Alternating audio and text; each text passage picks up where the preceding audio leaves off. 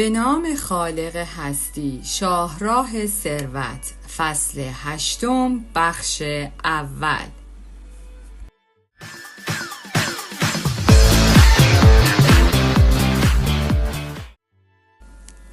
قبل از اینکه خواندن کتاب را آغاز کنم، میخواستم به خاطر گوش کردن ویدیوهای قبلی از شما تشکر کنم و از شما همراهان عزیز کانال متاترون میخواهم در صورتی که کتاب مورد نظری میخواهید خوانده شود، در قسمت نظرات هم نظرات ارزشمندتان را، همین که اسم کتابی را که می‌خواهید خوانده شود به همراه نویسنده آن برای ما کامنت کنید. در صورت امکان حتما خوانده می‌شود.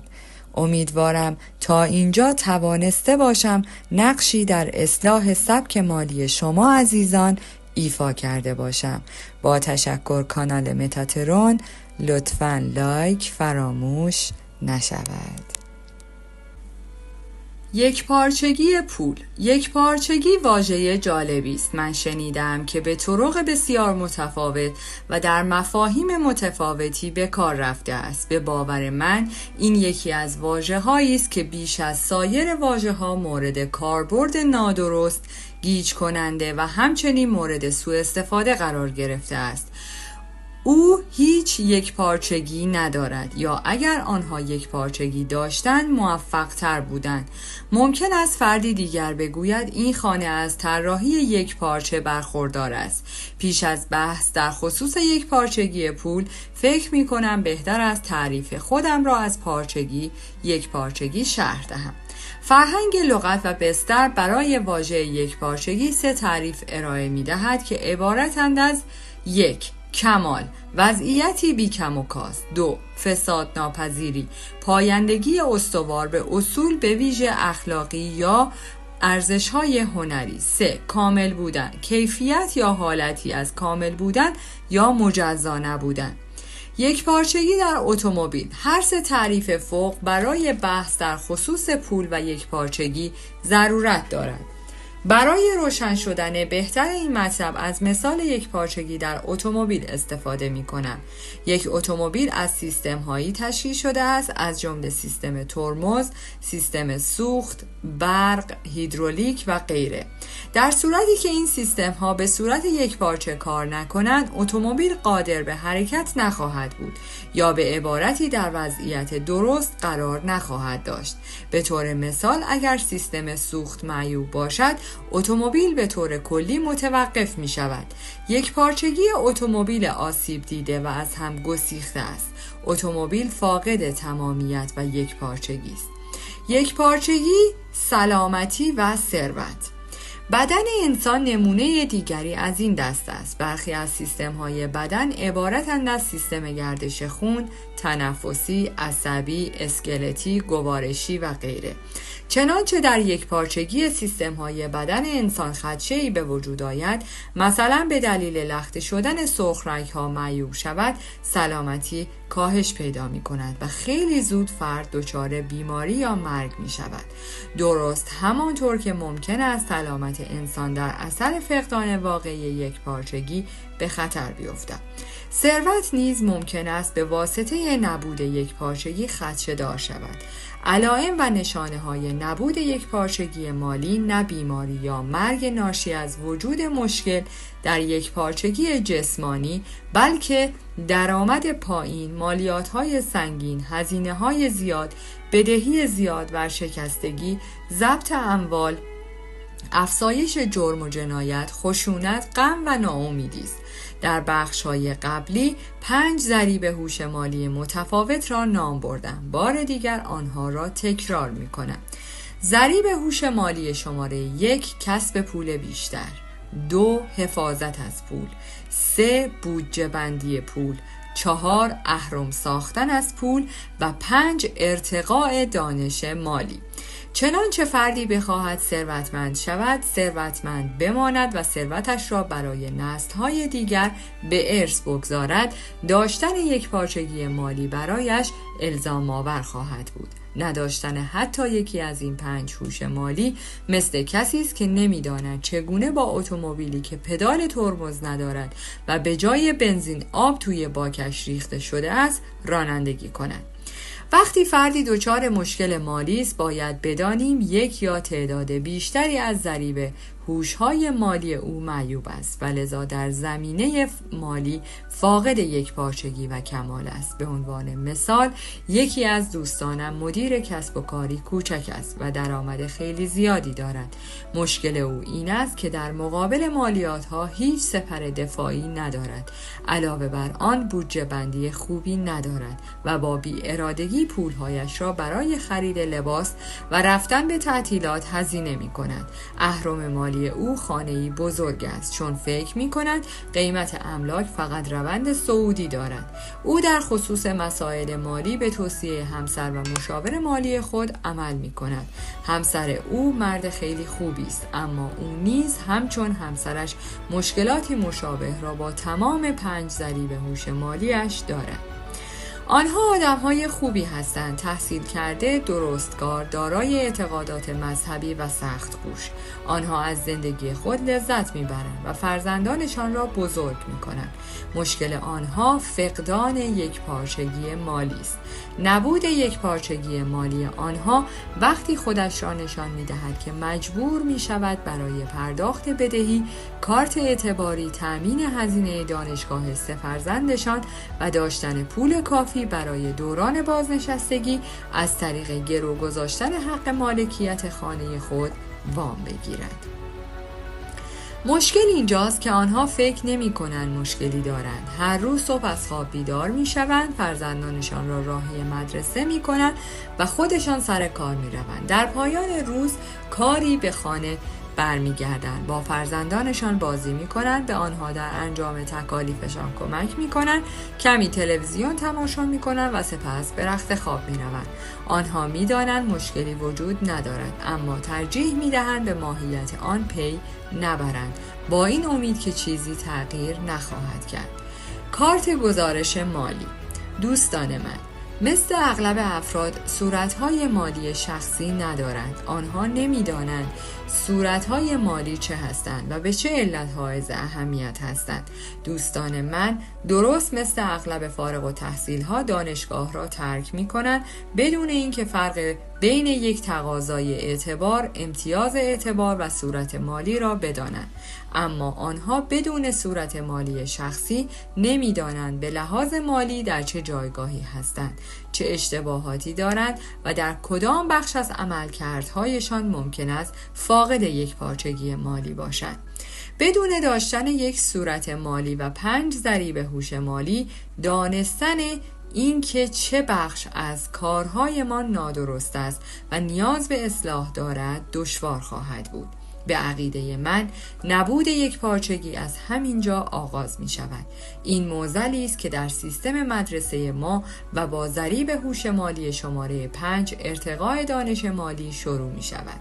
در سال 1974 وقتی صاحبان شرکت‌های کارکنان را ملزم به سرمایه گذاری جهت دوران بازنشستگی کردند، سیستم مدارس میبایست دانش مالی را به برنامه‌های درسی می‌افزود یا در راستای بهبود آن اقدام می‌کرد. نبود آموزش مالی در مدارس ما مساوی است با ارسال امواج شوک‌آور به یکپارچگی مالی جهان. بازتابی از یکپارچگی مالی. به گفته پدر پولدارم، بانکدارم هرگز از من گزارش مالی نخواست. دلیل اینکه بانکدارها از مشتریان خود گزارش مالی علمی نمیخواهند این است که آنها به دنبال هوش مالی هستند، نه هوش علمی. به همین دلیل است که آنها از مشتری خود صورت مالی میخواهند. صورت مالی بازتابی است از یکپارچگی مالی شما. صورت مالی معادل کارت گزارش مالی شماست. بانکدارها به دنبال پاسخهایی هستند که به 5 هوش مالی مربوط می شوند. بدیهی است آنها می‌خواهند بدانند افراد باهوش چگونه کسب درآمد می‌کنند. از پول خود حفاظت می‌کنند، بودجه بندی می‌کنند، از اهرم مالی استفاده می‌کنند و از چه معلوماتی برخوردارند. صورت مالی اطلاعات مورد نیاز بانک را به آنها می‌دهد. فقدان یکپارچگی مالی.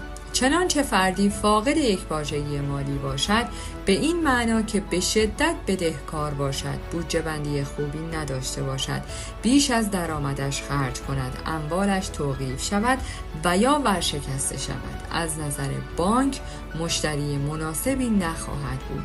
در اینجا موضوع یکپارچگی حرفه‌ای مطرح است. با سقوط بازارهای اعتباری در سال 2007 معلوم شد که اعتبار بانکداری و موقعیت‌های سرمایه‌گذاری فاقد وحدت و یکپارچگی مالی بودند. حرص و طمع جای وام‌های موجه را گرفته بود. رشد و توسعه اقتصاد تنها از طریق وام و اعتبار میسر نمی‌گردد. وقتی نظام آموزشی نمی‌تواند مطالب چندانی در رابطه با پول بیاموزد و هوش مالی را در مدارس گسترش دهد، بزرگسالانی را به جامعه تحویل خواهد داد که مهیای مدینه فاضله ما نیستند. میلیاردرها نفر در سراسر سیاره ما فاقد صورت مالی شخصی هستند، قادر به خواندن یک صورت مالی شرکتی نیستند و از وضعیت مالی کشور خود بی اطلاعند. وضعیتی که محصول شکست در یکپارچگی تحصیلی است. ارزش ذاتی. وارن بافت به صورت متنوع سرمایه گذاری نمی کند. او به دنبال شرکتی می گردد که دارای ارزش ذاتی باشد، شرکتی با یکپارچگی مالی. او می خواهد بداند آیا شرکت مذکور دارای 5 هوش مالی هست یا نه. به بیان بسیار ساده، وارن بافت می خواهد به پرسش های زیر پاسخ دهد. آیا شرکت مذکور می تواند درآمد بیشتری ایجاد کند؟ آیا شرکت مذکور موقعیتی حمایت شونده دارد؟ آیا این شرکت پول و منابع خود را به خوبی بودجه بندی می کند؟ آیا این شرکت می تواند با استفاده از اهرم توسعه پیدا کند؟ آیا شرکت مورد نظر تحت مدیریت گروهی از افراد باهوش و مطلع قرار دارد؟ مفاهیم حتی ساده تر ارزش ذاتی عبارتند از: 1. موقعیت خوب، به این معنا که شرکت مذکور دارای شایستگی درونی است، عاملی که موجب می شود در شرایط خوب و نیز نامساعد درآمدزایی داشته باشد. شرکت کوکاکولا این مشخصه را دارد. مردم همیشه آب شیرین شده را خواهند نوشید، هرچند که آب خالص برایشان بهتر است.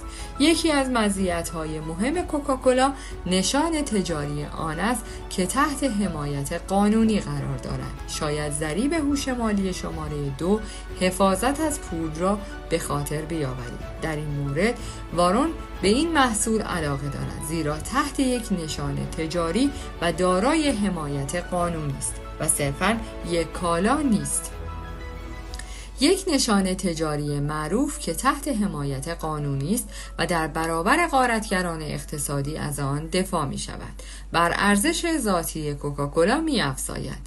نشان تجاری ریچتد در هر کشوری که ما در آن فعالیت تجاری داشته باشیم مورد حمایت قانونی قرار دارد. برند بودن به شرکت من ارزش ذاتی بیشتری می دهد. بسیاری از نویسندگان کتاب می نویسند اما نمی توانند یک نشان تجاری بسازند. همانطور که می دانید هری پاتر یک برند عظیم است. همینطور دونالد ترامپ. اگر شما برند نباشید پس کالا هستید. برندها از ارزش ذاتی بیشتری برخوردارند و هر برند باید به منظور حفظ این ارزش نسبت به شعار و مشتریانش صادقانه عمل کند. چند سال قبل مدیر صندوق سرمایه گذاری مشترک معروفی با من تماس گرفت و از من پرسید آیا حاضرم از صندوق آنها حمایت کنم، گرچه حق و زحمه‌ای که بابت این کار به من میداد بسیار چشمگیر بود، اما من این پیشنهاد را رد کردم.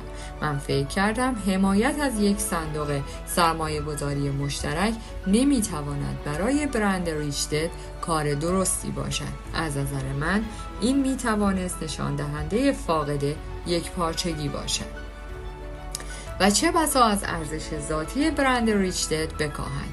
به علاوه نمیتوانستم این کار را با ظاهری بی‌تفاوت انجام بدهم. 2. اهرم این عاملی است که صاحبان شرکت‌های کوچک را از صاحبان شرکت‌های بزرگ مجزا می‌سازد. به عنوان مثال اگر من یک پزشک باشم، چنانچه بیمارانم فقط برای ویزیت شدن نزدم بیایند، به سختی می‌توانم بر ارزش خود بیفزایم. اما اگر همان پزشک شیوه درمانی یا دارویی جدید را ابداع کند، آنگاه هوش پزشکی او از طریق یک محصول افزایش می‌یابد. جهان مملو از صاحبان شرکت‌ها و افراد حرفه‌ای است که قادر نیستند بر ارزش خود بیفزایند، چون محصول محور هستند. اغلب کارمندان در یک گروه قرار می‌گیرند. آنها نمی‌دانند چگونه خدمات خود را ارتقا دهند و در ازای زمانی که صرف می‌کنند پول بگیرند. اغلب ما نوازندگانی را میشناسیم که سخت کار میکنند اما پول زیادی در نمیآورند، صرفاً به این دلیل که نمیتوانند استعدادهای خود را رشد دهند. در سرتاسر جهان بسیاری از نوازندگان یک CD از آثار خود تهیه میکنند که نوعی اهرم به شمار میرود، اما نمیتوانند در راستای توزیع و فروش آن فعالیتی صورت دهند. به همین دلیل است که برنامه‌های آماتوری همچون امریکن آیدل از چنین محبوبیتی برخوردارند. کسانی که فکر می‌کنند می‌توانند آواز بخوانند می‌خواهند از اهرم تلویزیون ملی استفاده کنند، ولو اینکه سیمون آنها را مورد نقد قرار دهد. 3. بست‌پذیری. هرگاه وارون بافت به این نتیجه برسد که یک محصول یا شرکت قابلیت ارتقا دارد، پرسش بعدی که می‌خواهد پاسخش را بداند این است: این ارتقا تا چه حدی می‌تواند گسترش یابد؟ وارون بافت می‌گوید هر بار که کسی در جهان یک کوکاکولا می‌نوشد، کمی پول به جیب من می‌رود. وقتی کتاب پدر پولدار پدر بی پول را نوشتم، این کتاب اهرم رشد من بود. اکنون به جای اینکه خود من تدریس کنم، کتاب و بازی‌هایم کار تدریس را انجام می‌دهند. کار بعدی بسط دادن این محصول به کشورهای مختلف از طریق چاپ کتاب‌ها و بازی‌ها به زبان‌های متفاوت بود.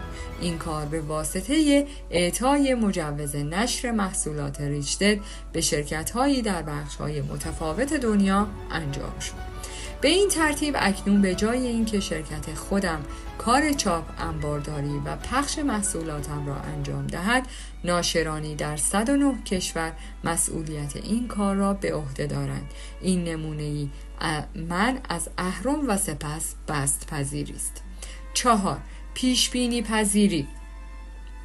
وارون بافت می‌خواهد بداند درآمد یک کسب و کار تا چه حد قابل پیش‌بینی است. او خواستار فراز و نشیب در درآمد نیست. او می‌خواهد از مساعد بودن کار و اینکه درآمد آن مثل گردش عقربه‌های ساعت جریان خواهد داشت مطلع گردد. یکی از دلایل علاقه من به مجتمع آپارتمانیم این است که تحت هر شرایطی، اهم از بد یا خوب، جریان پول برقرار است. من نگران بالا یا پایین رفتن قیمت املاک نیستم. من میخواهم طی شبانه روز و روزهای هفته از سراسر جهان و نیز از محل مجتمعهای آپارتمانیم درآمد کسب کنم. به همین دلیل است که وارون بافت تمایلی به سرمایه گذاری متنوع ندارد. در عوض او روی ارزش ذاتی یک شرکت تمرکز می کند. تشخیص ارزش ذاتی در گرو برخورداری از 5 هوش مالی است. وقتی کسب و کاری از ارزش ذاتی برخوردار باشد، به این معناست که از وحدت و یکپارچگی برخوردار است. وقتی کسب و کاری دارای یکپارچگی باشد، شانس بهتری دارد که به رغم شرایط متغیر اقتصادی رشد کند و سودآور باقی بماند. سرمایه گذار حرفه‌ای پیش از سرمایه گذاری در شرکتی صورت مالی آن را مورد بررسی قرار می دهد. سرمایه گذار حرفه‌ای به دنبال یک پارچگی کسب و کار است. یک سرمایه گذار املاک نیز هنگام خرید مجتمع آپارتمانی به همین شکل عمل می کند. دانستن نرخ بازده داخلی ارزش ذاتی به کار رفته در ملک است. مشکل اغلب مردم با توجه به فقدان تحصیلات مالی در مدرسه و عدم توانایی برای خواندن یک صورت مالی این است که نمی‌تواند شرکت یا ملکی که در آن سرمایه گذاری می کند را دارای یک پارچگی مالی و ارزش ذاتی هست یا نه. زبان تجارت. وارون بافت میگوید حسابداری زبان تجارت است. اگر با این زبان آشنایی نداشته باشید به سختی می توانید تشخیص بدهید شرکتی دارای یک پارچگی هست یا نه. دلیل اینکه شرکت ریشتر بازی‌های گردش پول را برای بزرگسالان و نیز کودکان تولید می‌کند این است که ما قویاً باور داریم داشتن هوش مالی و توانایی سخن گفتن به زبان تجارت در دنیایی مملو از حرص و طمع و یکپارچگی سوال برانگیز است. امری حیاتی است. یکپارچگی مالی دولت‌ها نیز به 5 هوش مالی نیاز دارند. دولت‌ها نیاز دارند پول در بیاورند، از پول خود محافظت کنند، پول خود را بودجه بندی کنند، از پول خود اهرم بسازند و در صدد یافتن بهترین اطلاعات مالی باشند. چنانچه دولت کشوری عملکرد یکپارچه داشته باشد، خود و مردمان آن کشور به شکوفایی خواهند رسید. اگر دولت فاقد یکپارچگی باشد، خود و مردمانش همواره با مشکلات مواجه خواهند بود و روز به روز فقیرتر خواهند شد. مالیات‌های بیشتر و بدهی سنگین‌تر دولت ایالات متحده نشان می‌دهد که این کشور با مشکلات ناشی از عدم یکپارچگی مالی دست به گریبان است. در سال 1971 وقتی نیکسون نظام پایه طلا را از سیستم پولی ایالات متحده حذف کرد و جهان را بران داشت تا ارز کشور ما را به عنوان ارز ذخیره جهان بپذیرد، یکپارچگی مالی خود را از دست داد. امروز به جای اینکه ما ثروتمندترین کشور جهان باشیم، بدهکارترین ملت در سطح جهان هستیم. با اینکه بسیاری از مردم ایالات متحده از جمله خود من به دلیل تغییر قوانین پول به ثروت هنگفتی دست یافته ایم، میلیون ها نفر از مردم دچار شکست های مالی شده‌اند. شکاف مالی روز به روز وسیع‌تر می شود و به برهه خطرناک می رسد. مشکل آمریکا از هوش مالی شماره 3 بودجه بندی پول آغاز شد. وقتی ایالات متحده واردات خود را نسبت به صادرات افزایش داد، قوانین پول را تغییر دادیم و به جای اینکه راه حل هوشمندانه یعنی حل مشکل را در پیش بگیریم، شروع کردیم به انباشتن تریلیون ها دلار بدهی. با نگاه به هوش مالی شماره 4 آشکار می گردد که دولت ایالات متحده به جای افزایش دادن پول بدهی را افزایش می دهد. امروز ثروتمندترین مردمان جهان به فقیرترین مردمان جهان بدهکارند. این ثمره فقدان یکپارچگی است. ایالات متحده زمان یکپارچگی مالی خود را از دست داد که از جهان خواست هر $1 را به پشتوانه اعتماد و اعتبار مطلق دولت ایالات متحده بپذیرد. هیچ کس دوست ندارد در ایالات متحده سرمایه گذاری کند و شاهد کم ارزش شدن دلار باشد. وقتی جهان بخواهد پول خود را پس بگیرد، این هوش مالی شماره 2 یعنی حفاظت از پول در مقابل شکارچیان مالی است که در بطه آزمون قرار خواهد گرفت. من فکر می‌کنم ایالات متحده تبدیل به یک غارتگر غول‌آسا خواهد شد که احتمالاً از پرداخت برخی وام‌ها و انجام وعده‌هایی که در حوزه‌های سلامت و تأمین اجتماعی به شهروندان مسن‌تر داده است قصور خواهد کرد و جوانان را با تورم و از بین رفتن درآمد کارگران و بالا رفتن مالیات‌ها مواجه خواهد ساخت. به نظر من این مشکل ناشی از فقدان یکپارچگی است. در حال حاضر دولت ایالات متحده برای افزایش هوش مالی شماره 1 یعنی کسب پول بیشتر، به افزایش مالیات‌ها، چاپ پول بیشتر، قرض کردن پول بیشتر، شرکت جستن در جنگی تازه و نپرداختن برخی صورت حساب‌ها خواهد پرداخت. بدیهی است این اقدامات مشکلات مالی خیلی بیشتری را به بار خواهند آورد که اگر از همان ابتدا برطرف شده بودند اجتناب از آنها امکان پذیر بود. عصر یکپارچگی. تاریخ تکرار می شود. زمانی که دولت‌ها از یکپارچگی پول تخطی کردند، رهبران و معلمان ما به این امر واقف بودند. این رخدادی است که قبلا اتفاق افتاده است. کوپرنیک در سال 1517 نوشت تورم یکی از بلایایی است که امپراتوری ها را تضعیف می کند.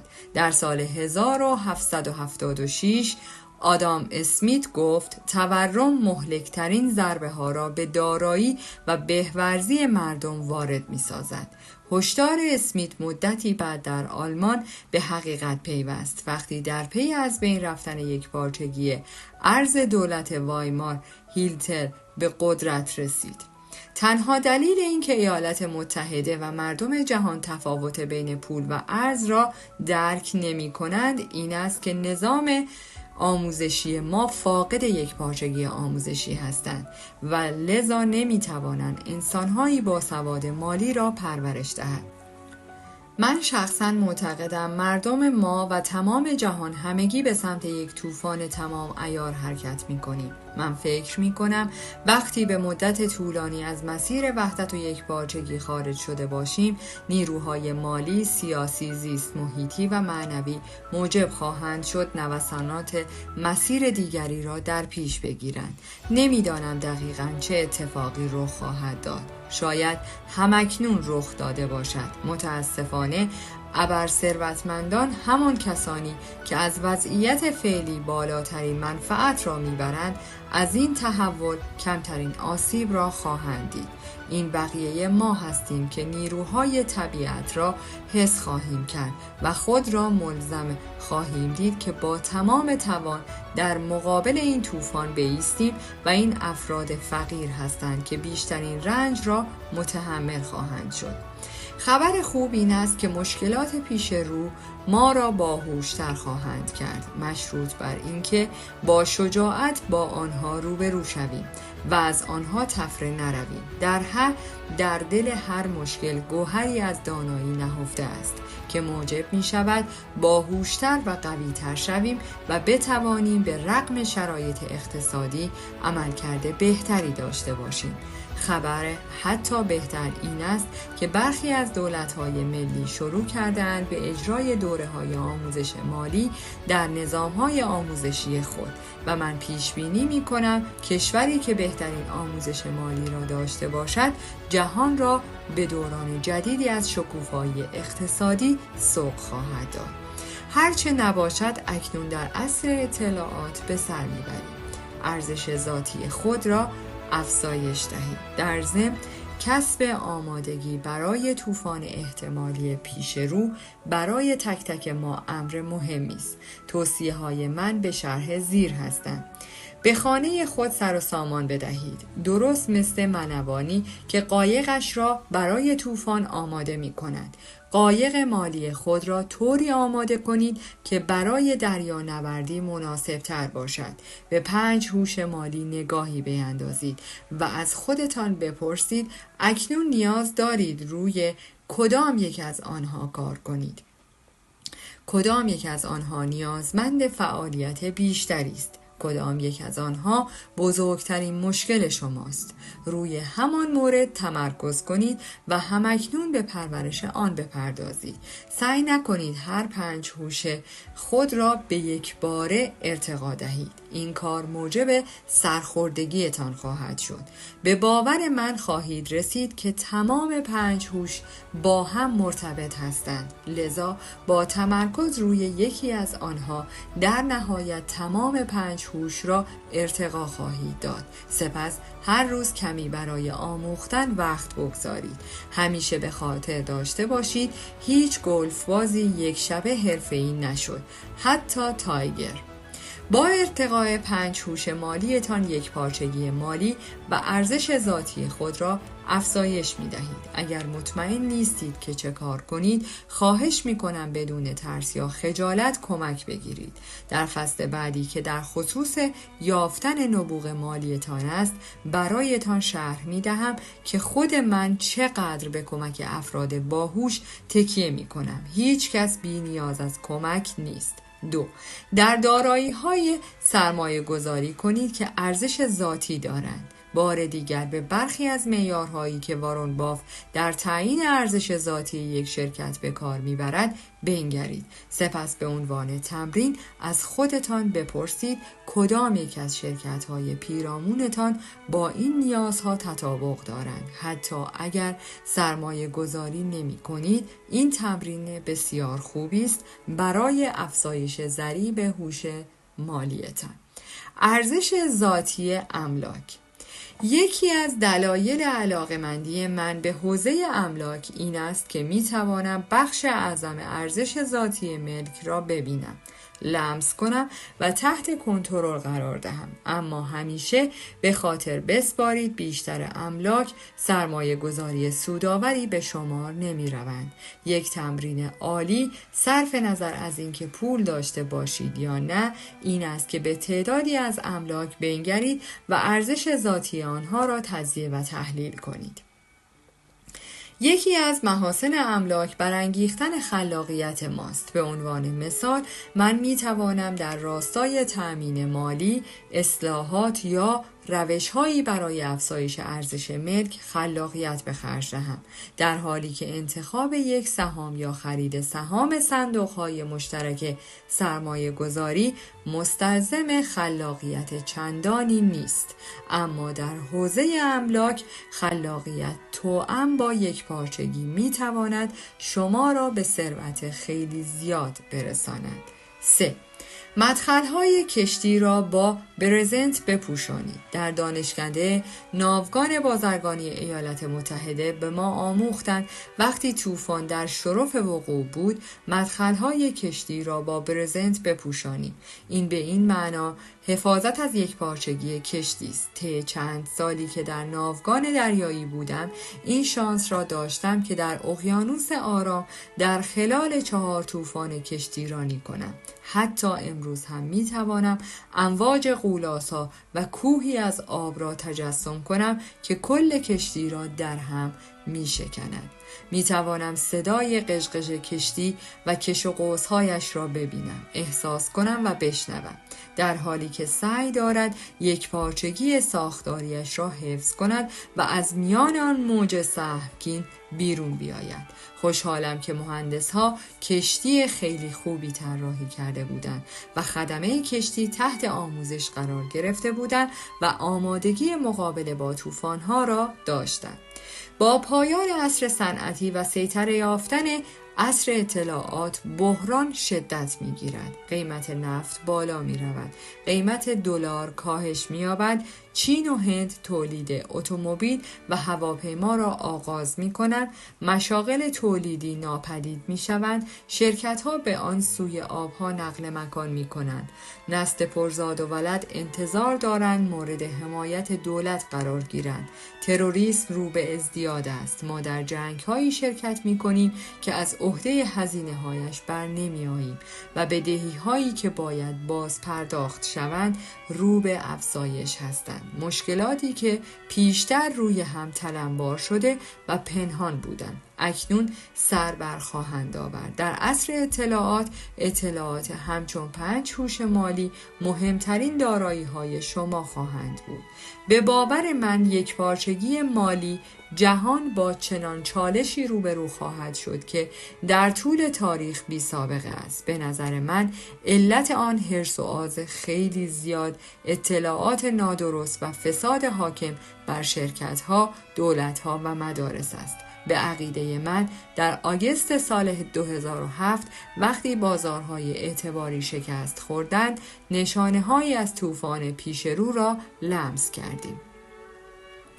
طوفان هنوز چند سالی با ما فاصله دارد. از این زمان در جهت آمادگی برای به دست گرفتن افسار زندگیتان استفاده کنید. شجاع باشید و باهوش شوید. چون وضعیت دارد هیجان انگیز می شود. موقعیتی عالی حتی برای ثروتمند شدن و باهوشتر شدن پیش رویتان است. اما باید شجاع باشید و نبوغ مالیتان را توسعه دهید. در پایان از شما دوستان عزیزم می‌خواهم برای حمایت بیشتر ما کانال ما را به دوستان خود معرفی کنید. برای انرژی بیشتر ما رو لایک کنید و برای ادامه پرقدرت‌تر سابسکرایب. تا درودی دیگر، درود و 200 بدرود.